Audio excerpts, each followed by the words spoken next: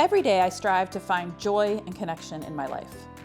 Obviously, part of that is my amazing family and friends, but also a huge component is the wine business. I have spent the last 19 years as an importer and distributor of wine in Washington, D.C., and let me tell you, it fills my bucket. What I'd like to do here is bring you along on the journey. The wine business can be incredibly insular, and I would like to blow that wide open and introduce you to some of my favorite people in the wine business.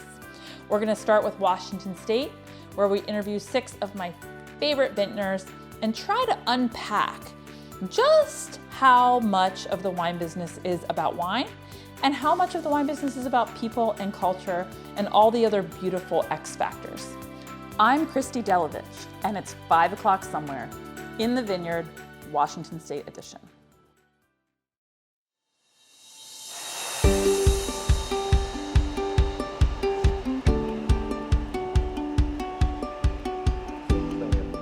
We have a couple of these rooms also. Does this smell ever get old to you? You know, the thing is, when you're around it every day, I hate to say it, You don't even smell it. you stop even noticing it a little You don't bit. notice it. Until you're gone. If you leave for a week or 2 or whatever, and you come back and you're like, oh yeah, it's really fragrant in here. Yeah. Yeah. So one of the most striking things in being in a barrel room, especially one this size, is when you walk in, it's really overwhelming and beautiful to the senses because you just get the perfume of barrel. Yeah, it's it's this thing that especially if you're not around it every day, you walk in and it's such a dramatic, just kind of hits you. Like, How do you wow, describe it's it? so. It's a hard smell to describe. It is. It has that richness of wood, but then also kind of tangled up with some of the slight aromatics that you would get with a wine without the barrel presence. But red wine. Yeah, but it is certainly more. You get more of the oak sensation than you would just smelling a glass of wine. Certainly. It's stunning. And it's stunning. It's one of those things that it's always surprising, especially as we're coming into harvest, how sensory the whole experience can really be. Where obviously you think of taste and smell, but then once you start getting those fermentations in here, the room where we actually really have them going, it's so incredibly fragrant, but you're also producing all this heat from the fermentations, and the bubbles, and you feel it, and the CO2, and you can probably hear a little bit in the background now, the bottling line going. So it's always these sounds. It's incredible. It's it never gets old. No, it doesn't. Never. This is my 19th year in the wine business, and I walk in and you think about all the places, the smell just brings back all the different trips and all the different. Yeah, and it's kind of one of the great things about the wine community is that there are countless producers and countless wine regions, and they all have this passion and this thing that they have in common, but they're depending where you are in the world or the individual winery, they're all so unique from each other that you have this huge diversity, but you're still, one community. And I don't know. I do wax poetic about it too much because it really is a pretty special. It is a really special. It's a special community, and it's a beautiful product, and there is definitely unifying themes that run through every wonderful family-owned winery in the world. Yeah, definitely. And we're only seeing family-owned and operated wineries. Okay, this week. Beautiful. Well, so we are certainly one of those. And even the ones that you see are going to be very different in, just the specifics of how to do it. We generally put everything into oak. For red wines, it's usually going to oak for 18 to 20 months. We like to get it in there fairly early. We really feel like it integrates better. So we usually finish off the primary fermentation in barrel and then go all the way through secondary in barrel. Okay. And usually, right around half new, half once used. Okay. And then for whites, we're utilizing more neutral oak and then some other aging vessels that I'm going to show you here in a second. And we also keep everything separate from we know that this row of vines is going to be going to Novelty Hill, and it's going to be this clone and this block of Cabernet from Stillwater Creek, for example. Okay. And it comes in, we get that fermentation. That fermentation is a standalone fermentation the whole time it's macerating. Sure. We draw off the generally still fermenting juice. Okay. And take the skins. We'll do a very light pressing. Press. Okay. And then if there's any solids, we let them settle out, usually 24, 48 hours, and then Okay. get them into barrel. And then let's say that's 12 barrels. That will be kept separate from Totally everything separate. else for the entire process up until blending. So usually for about 16 months or so. And then we have all these, for 2021, the harvest that we're coming into, my guess is that we'll have probably about 130 to 140 different wines that will then, as we get further along, we'll, at the point of blending, we'll, start co-mingling with each other. Amazing. But, a lot of different spices to have in your cabinet, essentially. I noticed you have some new Gamba barrels out there. Yeah. So can you talk a little about, family-owned and operated winery? A new barrel is really expensive. Yeah. I mean, yeah. So what is the approximate cost right now of a new barrel? Yeah. So we are primarily using French oak. Yeah. And French oak, it's depending on the barrel producer, forest, whatever techniques they might be utilizing for toasting, things like that. But also the exchange rate with the euro. Sure. But right now, the most inexpensive French wine barrel is probably going to be right around $900 to $925, Okay. and the most expensive about $1,250. Which, as you see, it's hard to tell from this perspective in the video, I'm sure, but in our whole winery, we probably have about, I don't know, probably 3,400 barrels or so. It's incredible. Would be my guess.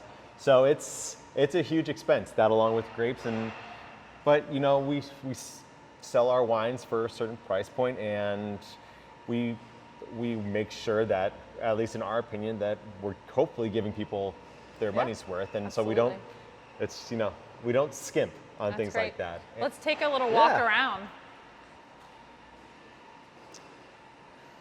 They are beautiful, and they are expensive, but the history that they're going through themselves is pretty amazing, where so often it's especially in France, generally country-owned forest land that they're going through, and you go and they'll auction off sometimes plots, sometimes individual trees, sometimes individual parts of trees, but I mean, I don't know the current price, but oftentimes individual tree can go for 250, 300,000 euros. So I mean, they have to.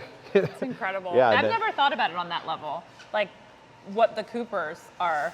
Yeah, Their cost of doing business. It's huge, and then it's because they have, and then because that forest is maintained. Usually, they'll oftentimes harvest the trees after 100, 130 years never once it's thought about ready, that. and then then once it's harvested, they'll generally leave that fallen tree for 6 to 12 months, and then they're going through, and with French oak, they're hand splitting the staves, and then they'll season those staves for another 24 to 60 months, whatever. I did not know decide. any of this. So, it's incredible to think about. Yeah, they put so much work. So at least you're getting a lot for your money. Yeah, they're That's incredible. So now we're walking into the bottling area, correct? Yep. So now we're coming to the bottling area.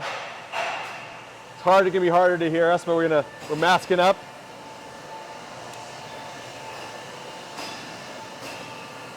So basically, right off the line, at the beginning of the line, they're dumping the glass, just getting it onto the conveyor.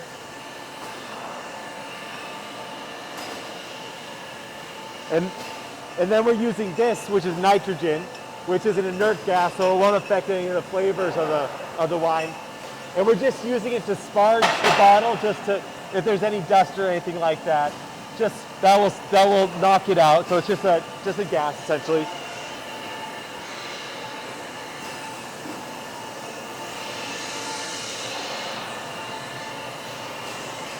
And then these are the filling spouts. So going through, we have 15 different filling spouts.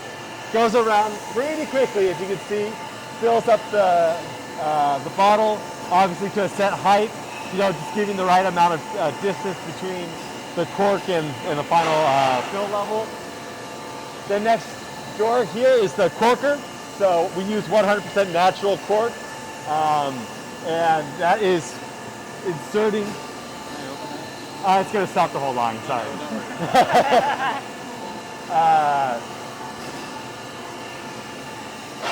So yeah, it's shooting the cork in there.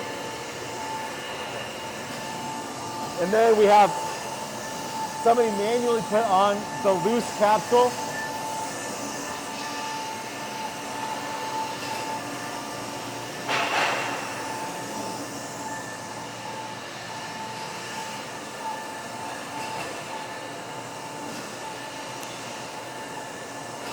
And then this is the most amazing part of it, in my opinion, because it is incredible the way that this thing spins these loose capsules on, gets them almost always perfect. So it's spinning on our tin capsules.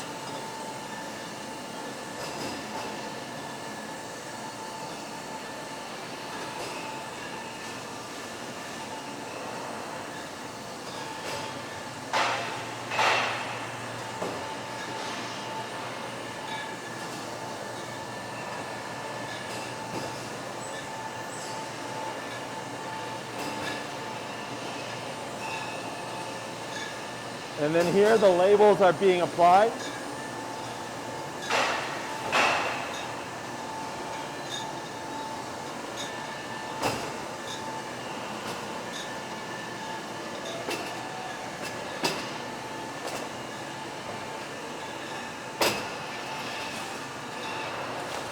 And then here we are, getting closer to the end of the line with hand packing them back into the cases, and you're all done. It's a pretty quick journey from beginning to end for the bottles. These are gorgeous. So yeah, this is called Cochio Pesto. That's the name of the material. The actual brand is called Drunk Turtle, and it's really cool. So we just started using this in the 2020 vintage with Sauvignon Blanc. Okay. You see a lot of, obviously, concrete eggs or amphora, and it's a little bit different. It's an ancient Mediterranean aging material. In some ways, this is probably oversimplifying, but you get, in some of the flavor profiles, in my opinion, concrete kind of mixed with terracotta or amphora, where you're not quite getting that sharpness that you can get with concrete, that real intensity with it. Yeah. But you tend to get a little, some of that minerality, but then also kind of some of that nice mouthfeel. Great. And it's beautiful. It is. They're absolutely gorgeous. It's small too. It's small but very heavy. These are probably the heaviest things in the building. Incredible. I've never seen one before. Yeah. So we just started using them, and so the 2020 Novelty Hill Sauvignon Blanc ended up being probably between 15 and 20% out of this Cochio Pesto. We used two different lots. We're always trying to experiment a lot during harvest. Even keep pushing forward our winemaking techniques. Great. And it really gave a nice kind of mineral component, but also a really nice brightness to the aromatics. Stunning. And Very cool. So that Sauvignon Blanc is always a mixture of stainless barrels, and now this as well. Barrels, a little bit of new oak, but mainly more neutral French oak. Sure. So allowing for just a little bit more open profile. Yeah, exactly. And it's also a wine like that can be easily kind of too influenced by the oak. So we try to watch that. And other than that, our rosé stays in stainless steel, and when we do make a Riesling, it stays in stainless steel. Other than that, mainly barrels. This is awesome, thank you.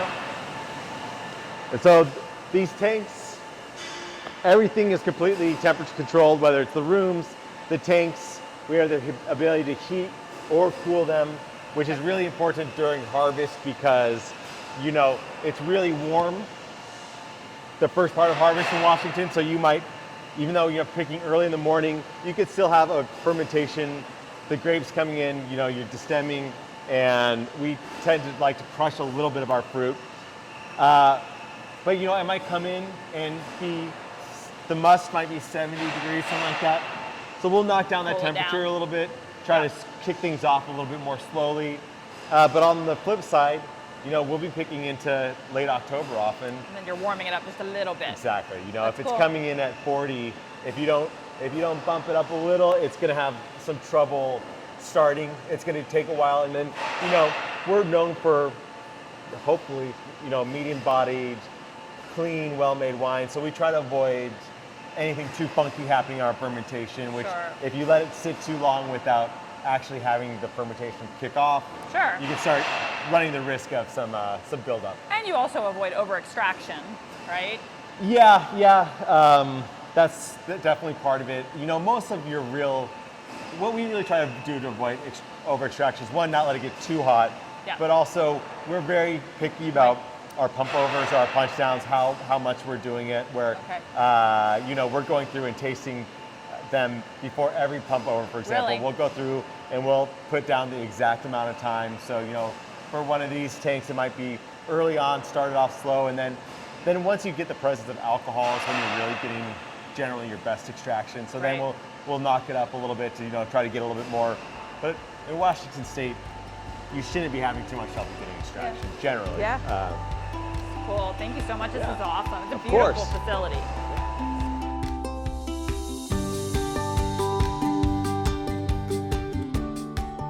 Cheers! Thank you for watching. Stay tuned for episode 3, released this Thursday. We'll go to Oxbow Farm, where we talk about how organic and sustainable farming helps communities outside of grape growing. We will be releasing a new episode every Tuesday and Thursday at 5 p.m. through November 11th.